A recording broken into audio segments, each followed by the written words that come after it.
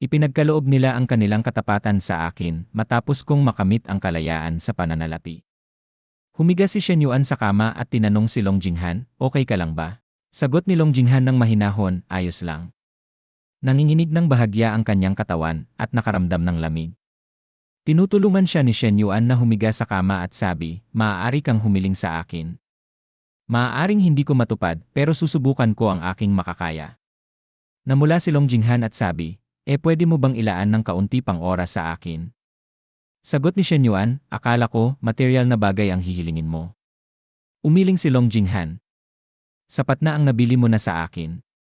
Ngayon kasama ang nakaraang beses, nasa 2 hanggang 300,000 na. Hinawakan ni Shen Yuan ang kanyang malalambot na kamay at pinisil sa kanyang pisngi, iniisip sa sarili, mas madali ang mga material na hiling. Kung lahat ng babae ay iyan ang hihilingin, imposible ang time management. Maliban na lang kung tulad ngayon, 2 sa isang pagkakataon. Mas tataas ang efficiency. Ilang sandali ang lumipas. Hinalikan ni Shen Yuan si Qiao Lei habang malalim na humihinga si Long Jinghan. Iniisip ni Shen Yuan sa sarili pero napatulak na ni Qiao Lei ang sarili niya ng ganito ngayon. Sabi niya ng malakas, ayos. Pero hindi ito magiging madalas. Tumango si Long Jinghan, nen, basta konti lang, sapat na yon. Sagot ni Shen Yuan, okay. Bigla na lang hinaplos ni Long Jinghan ang pisngi ni Shen Yuan sa halik. Naalala ni Shen Yuan sina Liu Menglu at Hui Hui at iniisip, ang isang bagay na halos walang ibig sabihin sa akin, ay nakagalaw sa batang ito. Magkaiba sina Hui Hui at Coach Liu. Mataas ang kanilang threshold. Para mapasaya at maantig sila, kailangan ko pang gumawa at magbigay ng higit. Namula si Qiao Lei at nagsimulang pawisan habang iniisip sa sarili, ibinigay niya ang sarili niya kay Shen Yuan ng ganito sa unang pagkakataon. At pagkatapos niya, sumama pa siya kay Long Jinghan anong kakaibang araw ito. Tiningnan ni Shen Yuan si Qiao Lei na nagkubli sa ilalim ng kumot at tinanong, anong problema? Hindi maganda ang pakiramdam.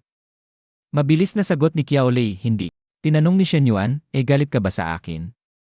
Hindi, sagot ni Qiao Lei muli.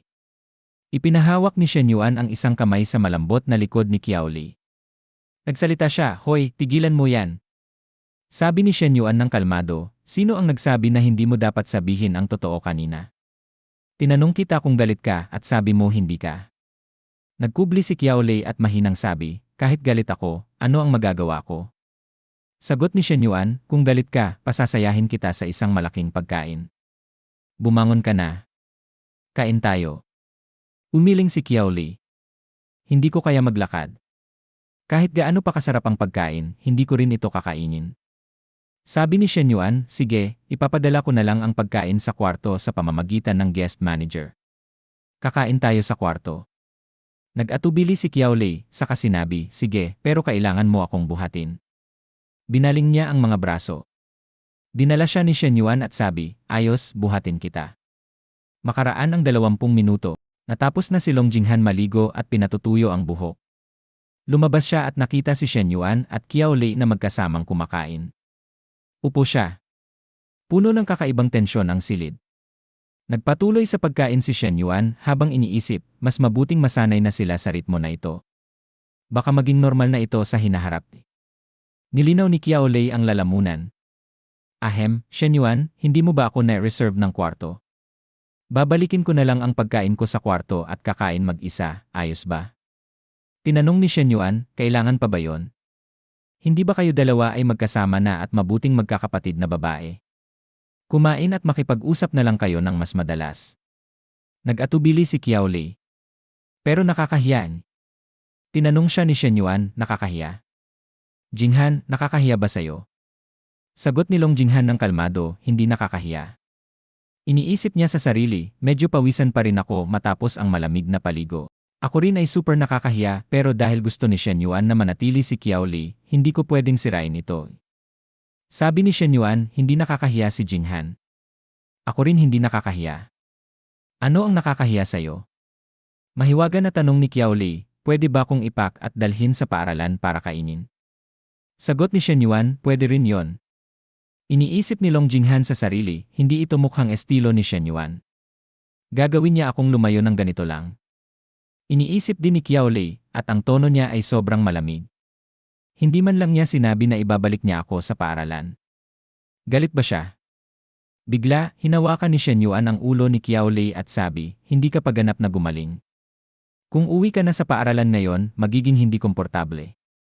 Kahit pa uwi ka, mas mabuting maghintay hanggang bukas.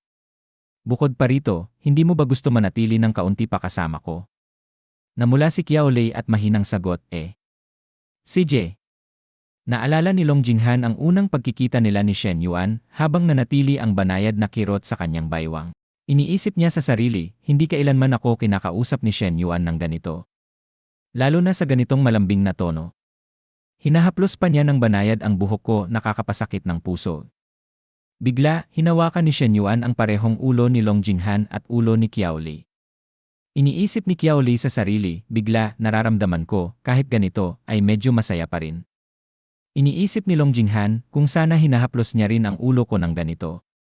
Bigla may kumatok sa pinto. Sabi ng housekeeper, Mr. Shen, narito ang mga damit na hiningi niyo. Sagot ni Shen Yuan, salamat. Pasensya sa abala. Ngumiti ang housekeeper at sabi, walang anuman. Tawagan niyo lang ako kung may kailangan kayo. Habang napansin niya si Long Jinghan at Qiao Lei sa loob ng kwarto, tahimik siyang lumayo, iniisip sa sarili, dalawang napakagandang babae, isa matangkad at graceful, ang isa fair-skinned na may nakakaakit na hubog. Pareho silang top-tier beauties. Ito ang unang pagkakataon kong makita sila. Ngayon, bukod sa beauty na nanatili sa long-term suite ni Mr. Shen, nagdala pa siya ng dalawa pang beauties at na-reserve ang katabing suite. Hindi ba siya natatakot na sumabog ang sitwasyon? 3 sa isang gabi, kaya pa ba ng katawan niya? Napakalakas. Talagang marunong maglaro ang mayayaman. Isinuot ni Shen Yuan ang kanyang damit at tanong, nasaan si Qiao Lei? Sagot ni Long Jinghan, pumunta siya maligo. Tumango si Shen Yuan at sabi, sige. Lalabas muna ako para ayusin ang ilang bagay at babalik mamaya. Sabihan mo si Qiao Lei para sa akin. Sagot ni Long Jinghan ng mahinahon, enen. Dagdag ni Shen Yuan, dadala ako ng isang set ng damit. Tumango si Long Jinghan. Ilang sandali ang lumipas, lumabas si Qiao Lei sa shower at nagtanong, nasaan si Shen Yuan? Sagot ni Long Jinghan, lumabas siya para ayusin ang isang bagay. Numisi si Qiao Lei at nagtanong, ayusin ang ano? Kailan siya babalik? Sagot ni Long Jinghan, hindi niya sinabi. Iniisip niya sa sarili, dinala niya ang damit, kaya siguradong ayusin niya ang ganoong klase ng bagay. Pumilit si Qiao Lei, bakit hindi mo tinanong? Habang nagplugs siya ng hairdryer, sabi ni Long Jinghan ng kalmado, hindi iyon bagay na dapat kong itanong. Napapahiyaw si Qiao Lei, sis, pwede ba tayong may kaunting backbone? At least tayo ay kanyang mga babae. Bakit hindi pwede tayong magtanong? Kinuha ni Long Jinghan ang hairdryer mula kay Qiao Lei at sabi, sa tingin ko kailangan mong ibaba ang expectations mo. Hindi tayo kasing bigat sa puso ni Shen Yuan. Sinimulang ay blow dry ni Long Jinghan ang buhok ni Qiao Lei. Namulat ng malaki si Qiao Lei. Ngayon mo lang nare-realize. Pagkatapos, nagreklamo siya, yung sinabi mo lang, pinatay ang kumpiyansa ko.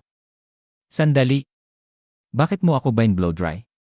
Sagot ni Long Jinghan ng pantay, dahil iyon ang gusto makita ni Shen Yuan. Itinapo ni Qiao Lei ang damit sa gilid sa inis at sigaw, sis, hopeless ka. Ah! Bigla siyang huminto at tumingin sa damit. Bakit dalawa lang? Nasaan ang isa pa? Nag-itim ang kanyang mukha. Grabe! Talaga bang walang hiya si Shen Yuan? Hindi ba sinabi niya na gugugulin niya ang gabi kasama namin? Sabi ni Long Jinghan ng kalmado, huwag mong tanungin. Babalik din siya. Nag-init ang ulo ni Qiao Lei, bakit hindi ko pwedeng tanungin? Dinala niya ang damit na binili ko para sa ibang babae. Tama ba yon sa isang lalaki? Bahagyang umiling si Long Jinghan. Kung patuloy kang mag-isip ng ganito, hindi kita matutulungan. Dramatikong huminga si Qiao Lei. Grabe. Tingnan mo kung anong na-train niya sa'yo. Bigla namang lumiwanag ang kanyang mga mata ng determinasyon. CJ. Kaya ngayong gabi, hihigaan natin siya ng buo. Ikaw, kunin mo ang isang set, ako, ang isa pang set. Gusto kong makita kung kaya ng kanyang kidneys. Malalim na namula si Long Jinghan at natigilan, ha? Pwede ba gawin namin yon? Pero malakas siya. Ngayon ang unang beses mo, baka hayaan mo muna akong magsimula. Malalim na namula si Qiao Lei. Sa kabilang kwarto, mahigpit na niyakap ni Fang Minhui si Shen Yuan at sabi, Yuan Bao, nami-miss kita. Malumanay na sumagot si Shen Yuan, miss din kita. Umiti si Fang Minhui at nagtanong, anong sorpresa ang inihanda mo para sa akin? Lumihis ang kanyang tingin sa bag, sabi ni Shen Yuan, tingnan mo na lang mismo. Namula si Fang Minhui at sabi, ha? Yuan Bao, ito ba ang iyong sorpresa? Tinanong siya ni Shen Yuan, hindi mo ba gusto? Sa tingin ko, swak naman. Bahagyang nag-engkanto si Fang Minhui. Malinaw na ito'y inihanda mo para sa sarili mo.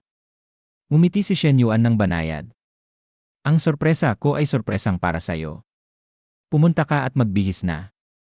Naglakad si Fang Minhui papunta sa banyo at mura-mura, hindi talaga nakakainis eh. Makaraan ng 2 minuto, lumabas si Fang Minhui, namumula ang mukha. Yuan Bao, gusto mo ba ito? Natuwa si Shen Yuan at biglang niyakap siya. Bulong ni Fang Minhui, Yuan Bao, maging maingat ka, sabi ni Shen Yuan ng mababa ang boses, Hui, sa mga ganitong oras, huwag mo akong tawagin Yuan Bao. Dapat tatawagin mo akong daddy. Mahinang naprotesta si Fang Minhui, lahat ng kaligayahan sa'yo na. Ayoko nito, lumapit si Shen Yuan. Kung tatawagin mo ako ng ganoon, darating ang sorpresa. Nag-atubili si Fang Minhui, saka bumulong, daddy ano nga ba ang sorpresa ko? Tumutawa si Shen Yuan ng mahina. Hahaha. Ang sorpresa ko ay nagkakahalaga ng ilang maliit na layunin. Inabot niya ang braso ni Fang Minhui. Nanginginig si Fang Minhui habang may humahaplos sa kanyang hita. Nilaro niya, nagsisinungaling ka na naman. Lalong-lalo kang malikot. Hindi ko lang alam kung ang lugar na dapat malikot ay umusad na. Binalaan siya ni Shen Yuan, Hui, naglalaro ka ng apoy. Iniisip niya sa sarili, sa lahat ng non-player characters, kung iraranggo ko ang kasanayan sa kama sa puso ko, ang numero 1 ay si Class Bell Hui. Sanay sa sayaw, talento, at magaling mang-engkanto. Makaraan ang 2 minuto. Umupo si Shen Yuan sa kama at tanong, naging malikot na ba ang pinakamasarap na lugar para tamaan ang iyong sweet spot? Bumulong si Fang Minhui, Yuan Bao ka mangha-mangha ka. Itinama siya ni Shen Yuan, sa kama, ano ang dapat mong tawagin sa akin? Mahinang sumagot si Fang Minhui, daddy ang pinakamahusay. Tumayo si Shen Yuan at sabi, Hui, may gagawin pa ako. Kakain tayo ng almusal bukas ng umaga. Mahigpit siyang niyakap ni Fang Minhui. Ha? Umalis ka na? Ayokong umalis ka. Pinayapa siya ni Shen Yuan, maging mabuti ka, baby. May social engagement ako ngayong gabi. Hindi ako pwedeng manatili. Babalik ako bukas ng umaga. Tinanong ni Fang Minhui, para sa pag-inom ba yon? Kung konti lang ang inumin mo. Tumango si Shen Yuan. Pipigilin ko sa tamang dami. Habang pumapasok sa elevator, iniisip ni Shen Yuan, matagal na rin akong labas. Kailangan kong bumalik sa itaas at samahan ang dalawa. Pagbalik sa kwarto ni Long Jinghan, tahimik na pumasok si Shen Yuan at iniisip, ilang oras lang, at sobrang lapit na nila, pati pagpunta sa banyo magkasama. Umupo siya at inilabas ang Chinese phone, sumagot sa mga mensahe. Bigla, lumabas si Long Jinghan sa kwarto. Tumingin si Shen Yuan, nagulat at nalito. Pinagsama ni Long Jinghan ang loob-loob niya ng tapang at mahinang sabi, Shen Yuan ngayong gabi, pakilugod mo kami ng buong puso mo. Natatig si Shen Yuan, nagulat, at iniisip, bakit mahiya si Qiao Lei? Pero kailangan kong aminin, napakaganda ng ekspresyong mahiyain at mga mahihinang kilos niya kamangha-mangha. Nakatayo si Qiao Lei sa malapit, namumula, hindi kayang tumingin sa kanya. Muli niyang iniisip, bago ako umalis, sobrang mahihiyain pa sila. Paano nag-automatic mode nang bumalik ako? Lalo na si Qiao Lei di. Bumuntong hininga siya sa sarili. Okay. Dahil ganito ang kanilang determinasyon, gawin ko na lang, bigla, nagtago si Qiao Lei sa kabilang kwarto at sabi ng kinakabahan, hindi. Pinagsisisihan ko eh. Nagkunot no si Shen Yuan. Ano ba nangyayari? Maingat na ipinaliwanag ni Long Jinghan, tinalakay namin ito ng magkasama pero baka nahuli si Qiao Lei sa kanyang emosyon sandali. Kalmado na sabi ni Shen Yuan, dahil nakasuot na kayo ng battle outfits, walang puwang para tumakas. Pumunta ka at kausapin mo siya. Nag-atubili si Long Jinghan. Paano ko siya kausapin? Iniisip niya sa sarili, hindi ito parang pag-impluwensya sa isang tao para uminom o bumili. Parang brothel madam na pinipilit ang top courtesan na nagbebenta ng art pero hindi ng katawan na tanggapin ang client ni. Matatag na sabi ni Shen Yuan, pinakamabuting nakakaintindi ang babae sa babae. Dapat alam mo kung saan ang kanyang not. Sige, kaya mo yan. Habang nagsalita, bahagyang sinampal ni Shen Yuan ang puwit ni Long Jinghan. At dito na nagtatapos ang video natin ngayon. Maraming salamat sa panonood, sobrang na-appreciate ko kayo lahat. Kung nagustuhan nyo ang content, huwag kalimutang i-like at mag-subscribe para hindi nyo ma-miss ang susunod na mga videos. May gusto kayong sabihin o may tanong? Mag-comment lang sa baba, gusto kong marinig ang opinyon nyo. Hanggang sa susunod mga kagoto. Stay awesome, stay curious, at kita-kits sa next video.